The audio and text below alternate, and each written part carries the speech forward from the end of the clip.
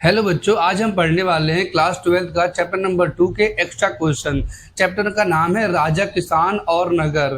तो जिन बच्चों ने बेटा इसके पहले का वीडियो नहीं देखा है, मैंने लिस्ट बना दिया है, आप जाके उसमें चेकआउट कर सकते हैं और इसके पहले क्वेश्चन देख सकते हैं। जिन बच्चों ने पढ़ लिया है वो आगे कंटिन्यू करें। तो चलिए स्टार्ट करते हैं बिना कुछ समय गवाएं।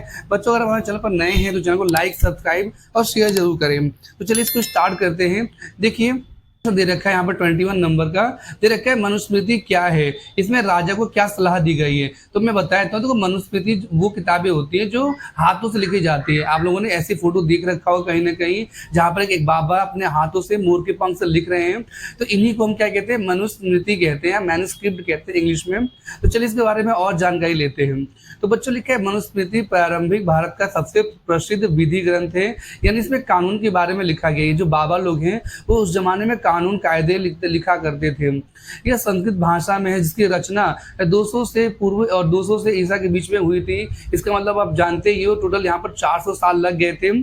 इसमें राजा को सलाह दी गई कि भूमि विवादों से बचने के लिए सीमाओं की गुप्त पहचान बनाकर रखनी चाहिए। तो अगर किसी राजा का बाउंड्री कोई और हथिया रहा है, जैसे मान लो कि कोई और दूसरा राजा है और वो अपनी ये जो बाउंड्री है वो इधर ना बढ़ा ले, इसलिए जमीन के नीचे हमें ऐसे कुछ ऐसे गाड़ कर रखना चाहिए। कल को वो अगर बढ़ाएगा तो हमारे पास सबूत तो रहेगा कि हमने यहाँ पर हमारी जमीन यहाँ तक पूरी दी गई है ना। इस तरीके से राजाओं के लिए कानून बनाए गए थे। इसके लिए सीमाओं पर भूमि पर ऐसी दबा कर रखना चाहिए जो समय के साथ नष्ट ना हो। पत्थर लगा दो या किसी प्रकार का लोहे की चीज लगा दो, ताकि वो चीज समय के साथ खराब ना हो। तो यहाँ पर दे भी रखा है कि राजा को दी गई सलाह। तो यहाँ पर ये बाबा जो है वो राजा को सलाह दे रहे हैं और सीमा चिन्हित करने की विधि यहाँ पर बताई गई है। देखिए बच्चों, भूमि विवादों से बचने के लिए सीमाओं की गुप्त पहचान बनाकर रखनी चाहिए। इसके लिए सीमाओं पर भूमि में ऐसी वस्तु दबाकर रखनी चाहिए जो समय के साथ नष्ट ना हो। नेक्स्ट क्वेश्चन में क्या लिखा है बच्चों, क्वेश्चन नंबर 22 में बाण भट्ट और हर्षचरित की संक्षिप्त जानकारी दीजिए। तो देखो आप इस फोटो में देख सकते हैं, यही बाण भट्ट है। ये कौन थे, तो ये इनके लेखक है ना, इनके बारे में लिखते हैं। क्या लिखते हैं वो देखते हैं। देखिए बाण भट्ट जो थे वो कन्नौज के शासक हर्षवर्धन के राजकवि थे। तो ये राजा कौन थे बच्चों, तो ये हर्षवर्धन है। कहाँ के है ये, कन्नौज के राजा है ये। देखिए हर्षचरित, देखो ये जो किताब है वो इन्होंने ही लिखा है इनके बारे में।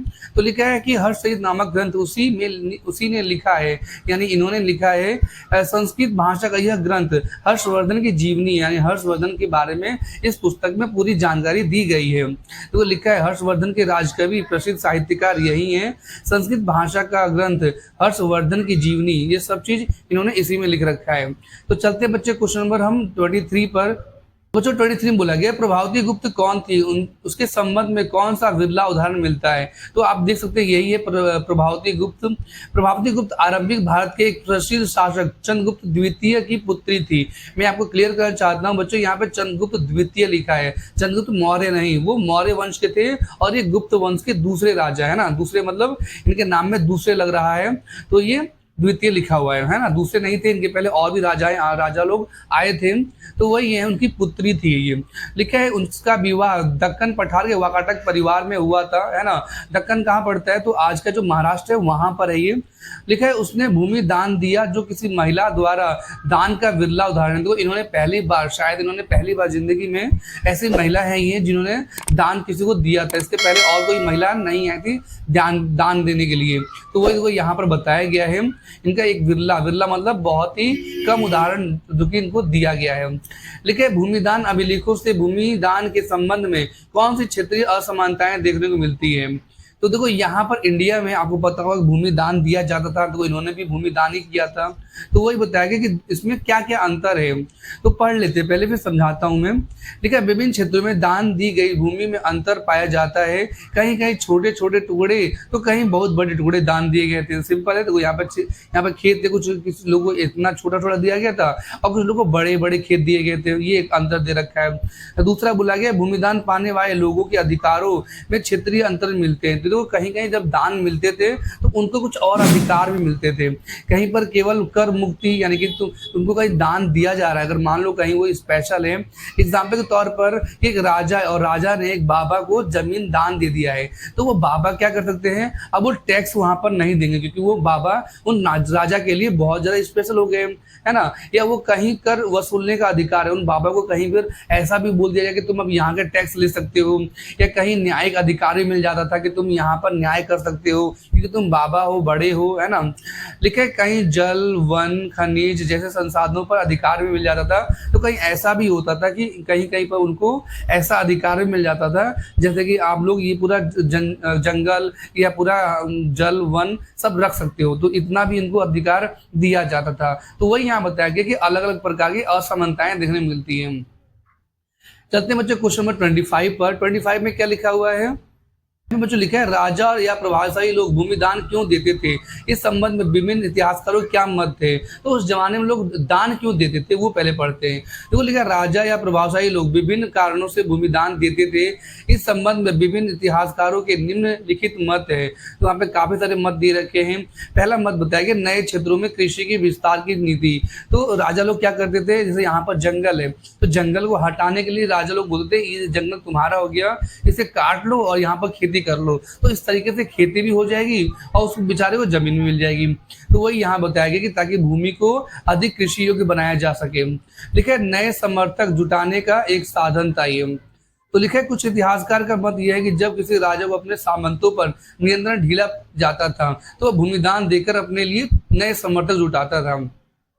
अब जैसे मान लीजिए कि एक राजा है कहीं का, ये है ना, और ये इसका दोस्त है, ये इसका कहीं का छोटा दोस्त है, तो इनसे दोनों में कभी कभी दरार पड़ जाती थी। तो जो मेन राजा है उसको बोलता था कि तुम हमारी ये जमीन रख लो ताकि इस तरह से समर्थन बना रहे और हमारी दोस्ती टूटे भी ना।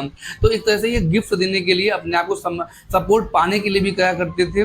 देखिए बच्चों शान और शक्ति का आडंबर, ऐसा भी माना जाता है कि कुछ राजा भूमिदान देकर अपनी शान और शक्ति का आडंबर रचते थे और अपनी प्रतिष्ठा बढ़ाते थे। अपनी इज्जत को बढ़ाने के लिए या सिर्फ दिखावा, आडंबर मतलब होता है दिखावा करने के लिए वो लोग भूमि दान करते थे। लिखा है भूमि दान का अर्थ है भूमि का दान करना। यह दान धार्मिक संस्थाओं, ब्राह्मणों, सामंतों या अन्य व्यक्तियों को दिया जाता था, तो इन लोगों को दान दिया जाता था बच्चों। लिखा है 6वीं शताब्दी ईसा पूर्व में उपमहाद्वीप में होने वाले सभी नगर संचार मार्गों के किनारे बसे थे। कुछ उदाहरण दीजिए। तो ये बच्चों ये बोला गया है कि ज्यादातर जो नगर थे, शहर थे, वो नदी के किनारे क्यों बसे थे वो हमें पढ़ना है। तो लिखा है 6वीं शताब्दी ईसा पूर्व में उपमहाद्वीप के नगर अधिकतर संचार मार्गों के किनारे बसे थे, है ना, क्योंकि इससे क्या हो सकता था, व्यापार हो सकता था, आवागमन हो सकता था। आवागमन मतलब होता है आना जाना, व्यापार तो आप जानते ही हैं, सुरक्षा होती है ना, और आर्थिक विकास भी होता है। तो यहाँ पर लिखा है नदी मार्ग के किनारे बसे नगर, पाटलिपुत्र जैसे नगर गंगा नदी के किनारे बसे हुए थे, है ना। देखो ये गंगा किनारे बसा हुआ है। नेक्स्ट लिखा है भूतल मार्गों के किनारे बसे नगर। तो देखो भूतल मतलब होता है जमीन के पास, है ना, जमीन के पास यानी कि पानी के आसपास। ठीक है, उज्जैनी जैसे नगर भूतल मार्गों के किनारे बसे थे। इसका मतलब ये है कि ज्यादातर ये नदियां के किनारे बसे हुए थे। इनसे फायदा यही था जो मैंने आपको बताया यहाँ पर। देखिए समुद्र तट पर बसे नगर, तो ये भी समुद्र तट की बात कर रहे हैं।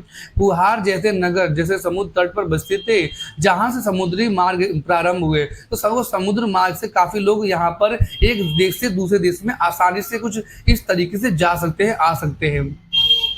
लिखा है बच्चों नगरों के लाभ।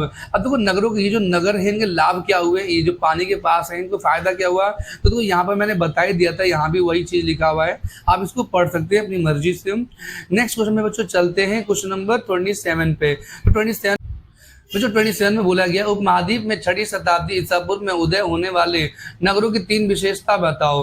तो देखो यहाँ पर बोला गया उपमहाद्वीप में 6वीं शताब्दी, जब 6वीं शताब्दी चल रही थी तो वहां पर क्या विशेषताएं थी। तो देखो उस जमाने में अधिकांश नगर महाजनपदों की राजधानियां थी, है ना, हमने शुरुआत में पढ़ा था 16 महाजनपद थे, उनकी राजधानियां भी थी। प्राय सभी नगर संचार मार्गों पर बसे थे। इसका मतलब है कि नदी के किनारे बसे हुए थे।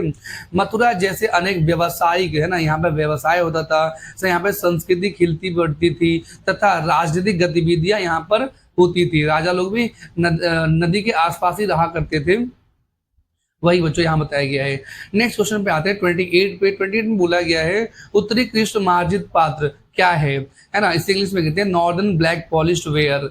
तो लिखा है बच्चों, हड़प्पा शहरों को छोड़कर कुछ किलेबंद नगरों से विभिन्न प्रकार के पुरावशेष मिले हैं। देखो कुछ इस तरह से बर्तन मिले हैं, आप देख सकते हो कितना चमकदार है ये।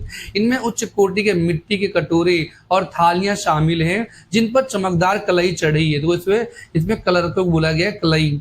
इन्हीं पात्रों को उत्तरी कृष्ण मार्जित पात्र कहा जाता है। तो कृष्ण का मतलब काला होता है, क्योंकि कृष्ण जी भी तो काले थे, है ना, तो इसलिए यहाँ पर कृष्ण वर्ड का इस्तेमाल किया गया है। आगे लिखा है, इनका उपयोग संभवतः धनी लोग करते थे। तो इतना महंगा जो चमक रहा है ये गरीब लोग तो नहीं कर पाएंगे, इसलिए इसका इस्तेमाल ज्यादातर अमीर लोग ही किया करते थे। आप लोग इसके बारे में तो और एक्स्ट्रा पढ़ सकते हैं। नेक्स्ट देखो यहाँ पर क्या लिखा है, दानात्मक अभिलेख क्या है, इसको पढ़ लेते हैं। ठीक है, दानात्मक अभिलेख दूसरी शताब्दी ईस्वी के छोटे छोटे अभिलेख हैं, है ना। तो ये छोटा सा एक अभिलेख दे रखा है उस जमाने का, एक किसी राजा के बारे में, जो विभिन्न नगरों से मिले हैं, जो काफी अलग अलग जगहों से मिला है। इनमें धार्मिक संस्थाओं को दिए गए दान का विवरण, इसमें क्या लिखा गया बच्चों, तो इस पत्थर पे लिखा गया कि इन राजा ने किनको दान दिया है, किनसे दान लिया है, वो सारी बातें। इनमें दान देने वाले व्यक्ति के नाम के साथ साथ उसके व्यवसाय का भी उल्लेख किया है। तो जो भी यहाँ पर जैसे कि मान लो किसी को भी दान मिलता है तो इस पत्थर पे लिखा जाता था, ताकि आने वाले समय के लिए एक यादगार पल बना रहे, है ना। आज तो हम अपनी कॉपी में नोट कर लेते हैं, पर उस जमाने में कॉपियां नहीं थी, तो लोग ऐसे पत्थरों पे लिखते थे। और जिनको मिलता था वो गिफ्ट, वो दान मिलता था, उनके बारे में भी लिखा था कि वो क्या काम करते हैं, कहाँ पर उनका एड्रेस है, वो सारी बातें। तो लिखा है, इनमें नगरों के रहने वाले विभिन्न शिल्पियों, अधिकारियों, व्यापारियों और राजाओं को विवरण मिलता है। तो आप लोग देख सकते हो इन लोगों को अलग अलग लोगों को गिफ्ट मिला करता था और इस पत्थर पे लिख दिया जाता था। नेक्स्ट लिखा है बच्चों, श्रेणी क्या थी, है ना, इसका क्या कार्य था। तो देखो श्रेणी बहुत इजी है। ठीक है, उत्पादकों और व्यापारियों के संघ को श्रेणी कहा जाता था। तो उत्पादक कौन होते हैं, जो भी कुछ बनाते हो, है ना, जो फैक्ट्री में जो चीज बनती है उसे उत्पादक कहते हैं। और व्यापारी क्या होता है, जो उनको बेचता है ना, उनको जो बेचता है उन्हें व्यापारी कहते हैं। तो इनके ग्रुप को क्या कहते हैं, हम लोग श्रेणी बोलते हैं, हिंदी में संघ भी बोलते हैं, है ना। इनका काम क्या होता है बच्चों, कच्चा माल खरीदना होता है, फिर सामान को बेचना होता है। ये सब आपको दिखाई दे रहा होगा, ये सब क्या कार्य होते हैं, ये सब श्रेणी के कार्य होते हैं। तो यहाँ पर लिखा भी है, श्रेणियां कच्चा माल खरीदती थी और उसके सामान तैयार करके बाजार में बेचा करती थी। तो इन्हीं को हम श्रेणी कहते हैं बच्चों। चलते हैं बच्चों नेक्स्ट क्वेश्चन पे। नेक्स्ट क्वेश्चन में क्या लिखा हुआ है, तो नेक्स्ट क्वेश्चन में लिखा हुआ है, पेरिप्लस का अर्थ क्या है, पेरिप्लस ऑफ एरिथ्रियन सी किस बात में प्रकाश डालता है। तो देखो लिखा है, पेरिप्लस यूनानी भाषा का एक शब्द है, इसका अर्थ समुद्री यात्रा है। तो पेरिप्लस का मतलब क्या होता है, समुद्री यात्रा होता है। ठीक है बच्चों, नेक्स्ट वो इसी में नेक्स्ट लाइन में लिखा हुआ है, पेरिप्लस ऑफ एरिथ्रियन सी आरंभिक भारत के समुद्री व्यापार पर प्रकाश डालता है। तो उस जमाने में जो इंडिया था उसके बारे में इस किताब में लिखा हुआ है ना बच्चों, समझ में आ गया। इस पेरिप्लस का मतलब होता है समुद्री यात्रा, और इसके बारे में इंडिया के जो भी यहाँ पर व्यापार हुआ करता था वो इस बुक में लिखा हुआ है, पेरिप्लस ऑफ एरिथ्रियन सी, इसमें ये सब बातें लिखी हुई है। नेक्स्ट लिखा बच्चों, आह सिक्के कब और किसने जारी किए, ये किस धातु के बने हुए थे, उनका एक महत्व भी बताओ। तो देखो यहाँ पर बताया गया है, आह सिक्के 6वीं शताब्दी ईसा पूर्व के राजाओं ने जारी किए। यह भी संभव है कि व्यापारियों तथा कुछ धनी लोगों ने भी इस प्रकार के सिक्के जारी किए हों। लिखा है ये सिक्के चांदी और तांबे के बने हुए थे, है ना। तो ये किसके बने थे, तो चांदी और तांबे के बने थे, और कुछ व्यापारी लोग भी और धनी लोग ने भी बनाए थे। लिखा है, इन सिक्कों पर प्रतीकों का आहत करके बनाया जाता था। देखो बच्चों, आहत का मतलब क्या होता है, उसे पीट कर, उसे हथौड़ी छेनी से मार कर। देखो ये आप देख सकते हो, इनको पीट कर बनाया गया है ना। तो इसको छेनी से इसको मार कर बनाया गया है, इसी को हम आहत सिक्के या पंच मार्क्स कहते हैं। लिखा है बच्चों, सिक्कों के प्रचलन से व्यापार के लिए विनिमय काफी सरल हो गया था। तो यहाँ पर व्यापार काफी अब आसान बन गया, क्योंकि यहाँ पर उस जमाने में वस्तु के बदले वस्तु अभी चल ही रहा था। तो वहाँ पे हम लिखा भी ये पढ़ सकते हो कि वस्तु के बदले वस्तु की समस्या यहाँ पर दूर हो गई थी। और आपने बच्चों पहले के क्लासेस में पढ़े होंगे, 9th 10th में पढ़े होंगे ये। तो आगे आते हैं बच्चों, लिखा है क्वेश्चन नंबर 33 पे। 33 क्या है, शासकों की प्रतिमा और नाम के साथ सबसे पहले सिक्के किसने जारी किए। देखो यहाँ पर आप देख सकते हो ये शासक है और उनके नाम दो, यहाँ पर नाम दे रखा है। तो सबसे पहले किसने यहाँ पर स्टार्ट किया था ऐसा करना, इसके ऊपर प्रिंट करना और अपना नाम लगाना। तो लिखा है शासकों की प्रतिमा और नाम के साथ सबसे पहले सिक्के हिंद यूनानी शासकों ने जारी किए। वे दूसरी शताब्दी ईसा पूर्व में उपमहाद्वीप के पूर्वोत्तर क्षेत्र पर शासन किया करते थे। ठीक है बच्चों, तो इनका इनका कहाँ पर था, तो इन्होंने ही बनाया था उपमहाद्वीप में। ठीक है बच्चों, ये लोग पूर्वोत्तर क्षेत्र में शासन किया करते थे। पूर्वोत्तर क्षेत्र का मतलब आप लोग इस फोटो में देख सकते हो, है ना। ये पूरा एरिया क्या है, पूर्वोत्तर क्षेत्र है। इसमें आपका आसाम वाला एरिया भी इसमें शामिल है। इसमें थोड़ा सा हिस्सा चाइना भी है, थोड़ा सा, है ना। तो यहाँ पर ये किया करते थे। देखिए सोने के आरंभिक सिक्कों के बारे में संक्षिप्त जानकारी दीजिए। तो सोने के सिक्के सबसे पहले किसने जारी किए थे, वो पढ़ लेते हैं इस क्वेश्चन में।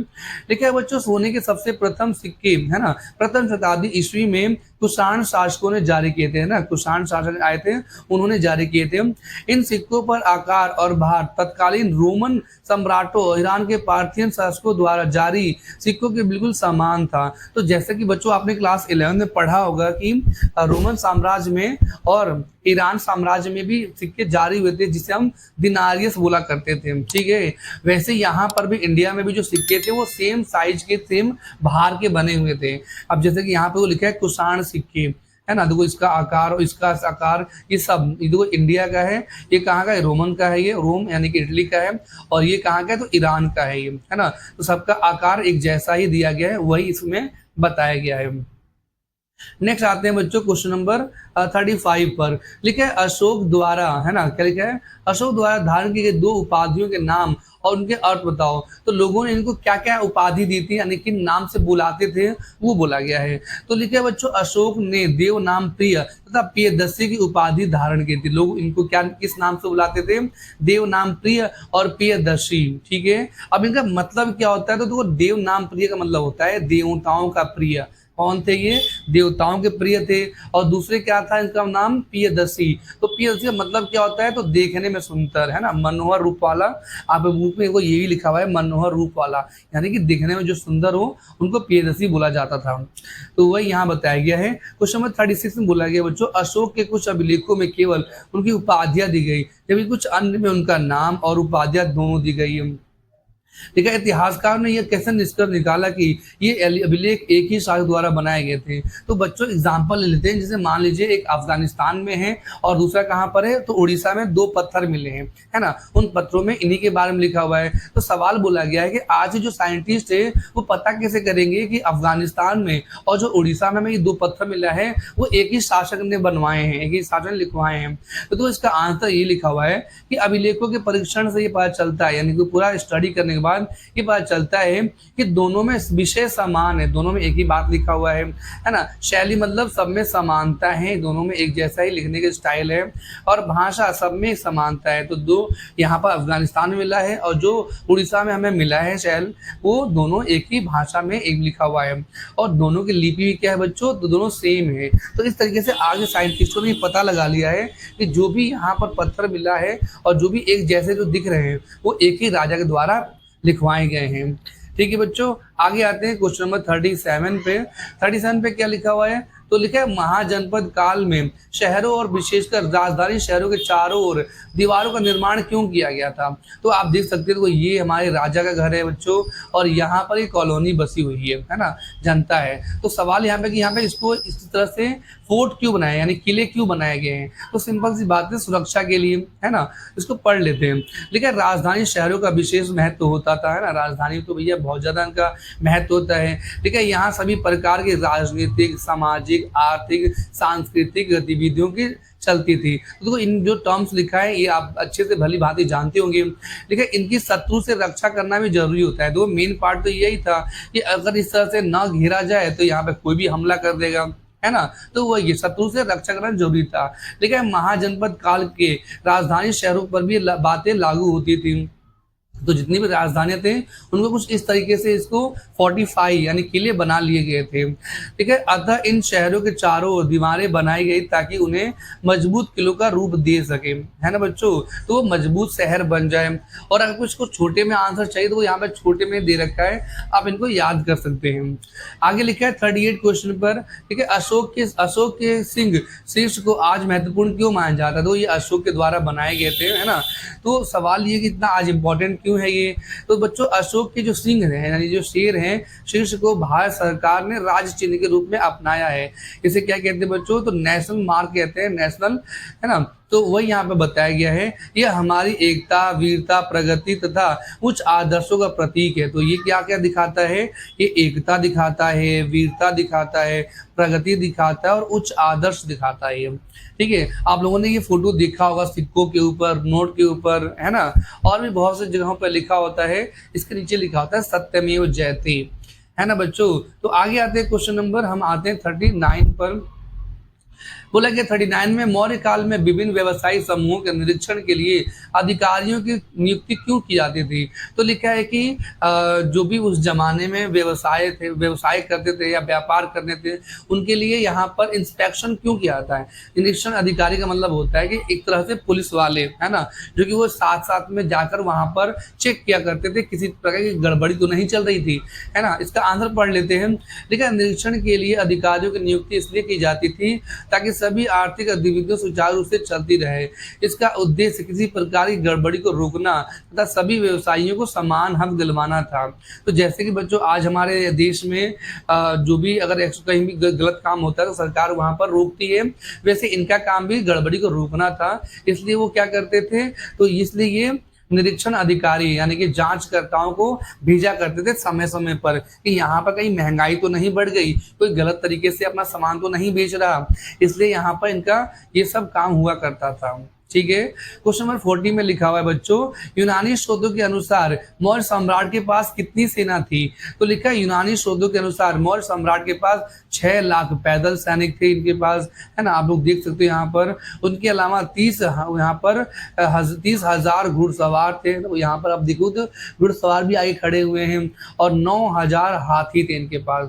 तो यही सब चीजें इनको क्या बनाती थी? तो बहुत ज्यादा स्ट्रांग बनाती थी। क्वेश्चन नंबर 41 पे आते हैं। ठीक है, मध्य एशिया से आए शकों को ब्राह्मण क्या मानते थे, है ना। जो देखो ब्राह्मण जो इंडिया में थे और शक आए थे दूसरे देशों से, कहाँ से आए थे? मध्य एशिया। देखो बच्चों मध्य एशिया कहाँ पड़ता है मैं बता देता हूँ। मध्य एशिया जो वही जो आपने पढ़वा ना चंगेज खान के बारे में क्लास 11 में, जहाँ से वो आया था, है ना, वहाँ उसी एरिया को, उस क्षेत्र को ही हम कहते हैं मध्य एशिया। तो वहां से जो शक आए थे ब्राह्मण को क्या मानते थे? तो क्वेश्चन बोला गया है ब्राह्मण मध्य एशिया से आए शकों को मलेच्छ मतलब होता है बेकार इंसान, बर्बर मतलब होता है बुरा, है ना, बुरा, और अन्य देशी अपने देश में मानते ही नहीं थे।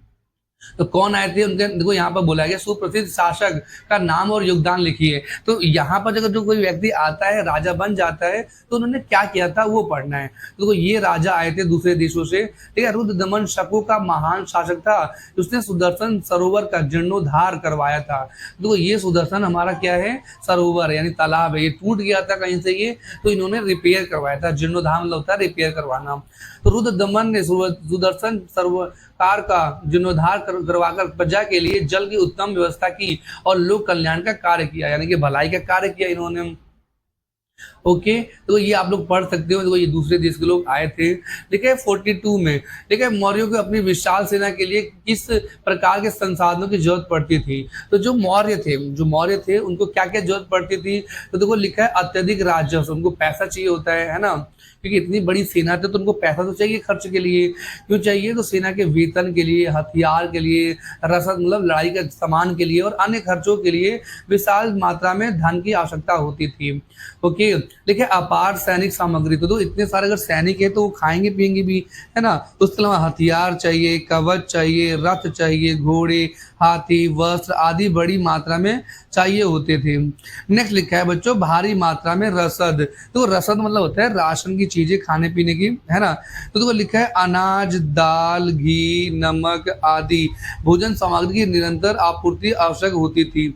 तो वही यहाँ बताया गया, इनके लिए भी इनको पैसा चाहिए होता है। सेना के रखने के लिए स्थान, तो देखो सेना कहीं तो रात में आराम करेगी, तो उनके लिए क्या बनाए गए थे, प्रशिक्षण केंद्र, जहाँ पर उनको ट्रेनिंग दी जाती थी। शस्त्रागार का मतलब होता है जहाँ पर शस्त्र रखे जाते हो, और शिविर मतलब कैंप होता है। आप कैंप तो जानते होंगे कि उनके लिए विशाल स्थानों की आवश्यकता होती थी, तो इसके लिए उनको पैसे की जरूरत पड़ जाती थी, आवश्यकता होती थी, तो इसके लिए उनको पैसे की जरूरत पड़ जाती थी। ठीक है, नेक्स्ट आते हैं बच्चों क्वेश्चन नंबर 43 पर। तो बच्चों लिखा है लोग पांड्य सरदारों के लिए उपहार क्यों लाते थे। सरदार इन उपहारों का उपयोग किस लिए करते थे। तो हमने एकदम स्टार्टिंग में तो पिछली वीडियो में बताया था कि सरदार के बारे में, है ना। आगे आते बच्चों, अगर आपने सरदार के बारे में नहीं पढ़ा तो आप पिछला वीडियो देख सकते हैं। लेकिन लोग पांड्य सरदार को सम्मान करते थे क्योंकि वे उनके अधीन रहकर सुखी और प्रसन्न थे, इसलिए वे उनके लिए तरह तरह के उपहार लाते थे, है ना, तरह तरह के उपहार लाते थे। उसके अलावा बच्चों सरदार इन उपहारों का उपयोग संभवतः स्वयं करते होंगे अथवा उन्हें अपने समर्थकों के बीच बांट देते होंगे। तो देखो जो भी उपहार लाते हैं ये आपस में बांट देते हैं, है ना, और ये जो जनता है वो राजा को दिया करती थी, राजा मतलब सरदार को दिया करती थी। नेक्स्ट आते हैं, लिखा दी गई मूर्ति में ऐसी क्या विशेषता है जिससे यह प्रतीत होता है कि यह एक राजा की मूर्ति है। तो बच्चों आप इस फोटो में देख सकते हैं, ये जो फोटो है आपकी किताब में छपा हुआ है। तो यहाँ पर पूछा गया कि कैसे बताओगे कि राजा की मूर्ति है। तो लिखा है मूर्ति की पोशाक शाही है ना, ये जो कपड़े हैं कैसे हैं, वो शाही हैं। उसने तलवार धारण कर रखी है, तलवार तो राजा ही धारण करेंगे, और इसे गौरवपूर्ण मुद्रा में दिखाया गया है। गौरवपूर्ण मतलब ये एकदम स्ट्रेट फॉरवर्ड में दिखाया गया है, जैसे राजा लोग रहते हैं। तो हम इससे पता कर सकते हैं कि ये जो मूर्ति थी किस जमाने में राजाओं की हुआ करती थी। चलते हैं बच्चों क्वेश्चन नंबर 45 पर। 45 में क्या लिखा है बच्चों, लिखा है शासकों ने सिंचाई के लिए प्रबंध क्यों किए। तो इसका आंसर देखिए पढ़ लेते हैं। तो राजा सिंचाई का प्रबंध क्यों करेगा, देखो यहाँ पर ये पानी यहाँ पर आ रहा है, तो ये राजा प्रबंध क्यों करेगा वो पढ़ लेते हैं, सिंपल तो है। ठीक है, शासकों ने कृषि उत्पादन बढ़ाने के लिए सिंचाई के प्रबंध किए। इसके दो मुख्य कारण थे। कृषि राज्य की आय का मुख्य साधन था, तो कृषि जो थे ना वो यहाँ पर दो सिंपल सी बात है, यहाँ पर कृषि होगा, खेती होगा, तो लोगों के पास पैसा आएगा, और पैसे से राज्य के पास धन आएगा। तो वही यहाँ पर बोला गया है कि राज्य की आय का मुख्य साधन था ये। कृषि से लोगों को भोजन दिया जा सकता था। सिंपल सी बात है, कृषि तो सबसे ज्यादा जरूरी होता है। अगर कोई व्यक्ति खाएगा नहीं तो कैसे जिएगा, और यहाँ की जनता कैसे रहेगी। तो वही यहाँ पे बताया गया है, देखो रखा है, इसको पढ़ सकते हो आप लोग।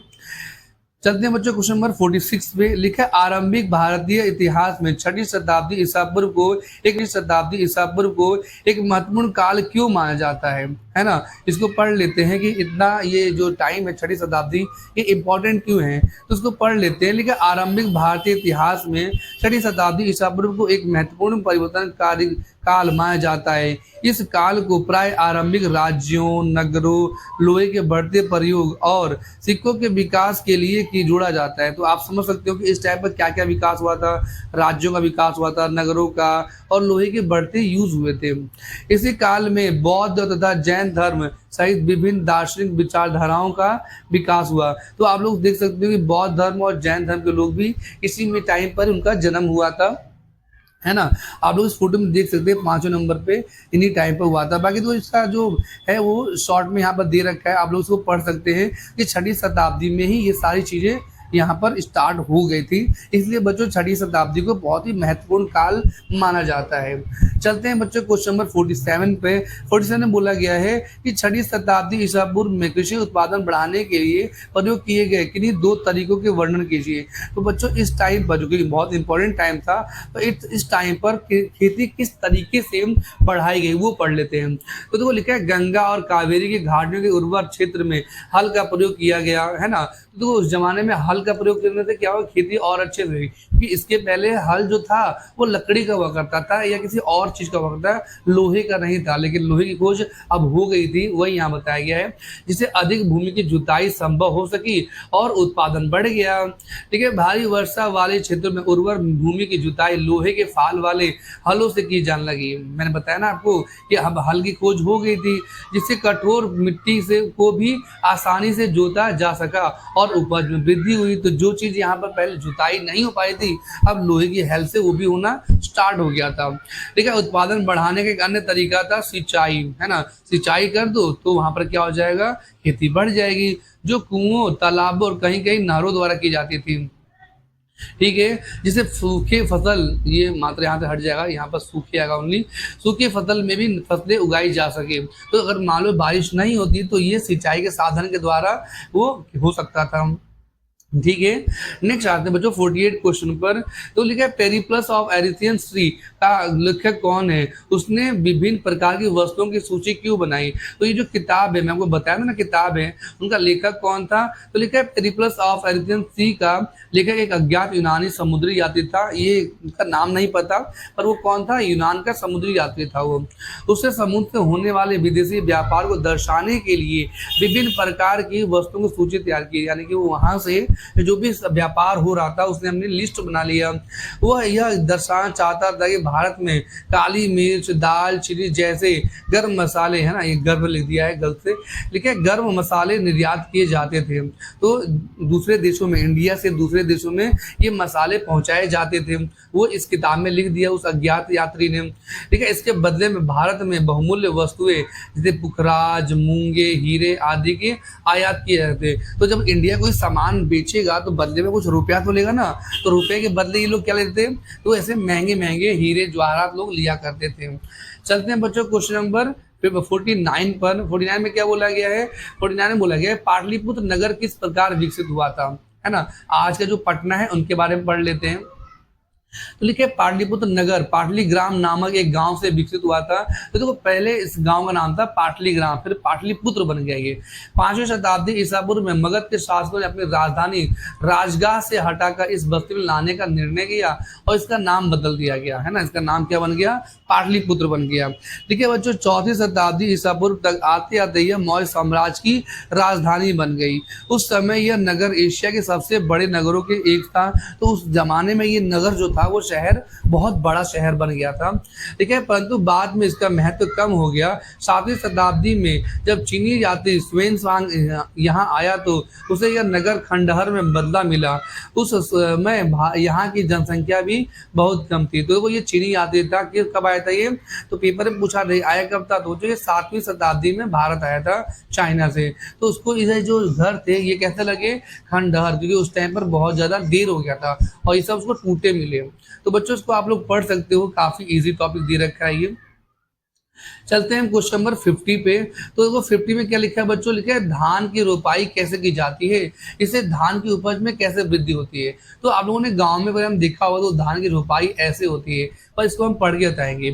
ठीक है बच्चों, धान की रोपाई उन क्षेत्रों में की जाती है जहां पानी अधिक मात्रा में उपलब्ध हो, जहां पे पानी बहुत ज्यादा हो यानी कि बारिश हो, वहीं पर की खेती होती है। ठीक है, रोपाई के लिए पहले धान के बीज अंकुरित किए जाते हैं, मतलब कुछ इस तरीके से बच्चों धान बोया जाता है और फिर उससे उखाड़ के दूसरे खेतों में पानी भर दिया जाता है कुछ इस तरीके से, और हाथों से इसको रोपा जाता है। तो वो यहाँ पर लिखा भी है कि पौधों को फिर पानी से भरे खेतों में रोपाई की जाती है। इसे हम क्या कहते हैं बच्चों, इसको तो आप लोगों ने गांव में देखा होगा कि क्या कर रहे हैं, तो इसे रोपाई कहते हैं।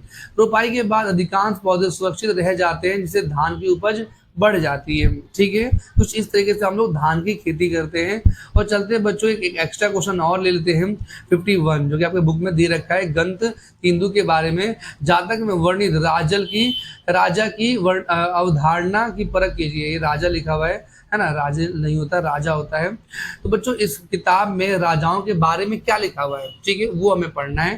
तो देखो लिखा है राजा को प्रजा के हितों को ध्यान रखना चाहिए। राजा को क्या करना चाहिए, अपने प्रजा के हितों का ध्यान रखना चाहिए। सिंपल सी बात है, अपने प्रजा का ध्यान रखना चाहिए, उनकी हर प्रकार के उत्पीड़न से रक्षा करना चाहिए। यानी कि देखो ये जो जनता है ये किसके पास जाएगी, अगर कोई दिक्कत हो राजा के पास जाएगी, तो राजा का पहला कर्तव्य यही बनता है कि उनको परेशानी में बचाए। नेक्स्ट लिखा है अधिकारी वर्ग को अपनी ग्रामीण प्रजा के प्रति विशेष रूप से उदारता की नीति अपनाना चाहिए। उदारता नीति मतलब कि अगर मान लो किसी साल फसल खराब हो जाती है तो वहां पर ये लोग टैक्स नहीं दे पाएंगे तो उनको माफ किया जाए, वही होता है उदारता। तो उनको उदार है ना, उनको छोड़ देना चाहिए ताकि वो उनको भलाई हो पाए। नहीं तो उनको कुछ ऐसे राजा भी हुआ करते थे जो इनको मारते थे, भले ही हो जाता था। तो वही बताया गया है, क्योंकि गांव का कृषि प्रधान समाज ही राजस्व का मूल स्रोत होता है। तो गांव में तो बेसिकली यही तो होता है, खेती ही चलती रहती है हर जगह पर। तो वही बताया गया कि राजा की क्या अवधारणा थी, राजा के बारे में लोग क्या सोचते थे, वो इस टॉपिक में हमने पढ़ लिया।